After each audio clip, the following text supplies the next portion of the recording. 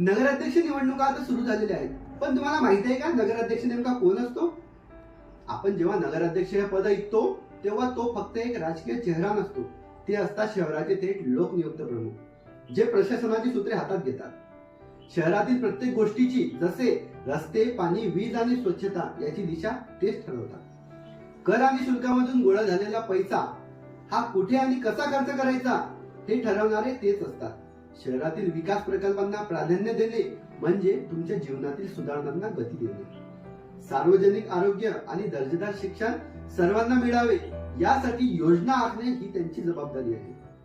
सुरक्षा आणि आणीबाणीच्या परिस्थितीत त्वरित मदत पोहोचवण्याची जबाबदारी त्यांच्यावरच असते.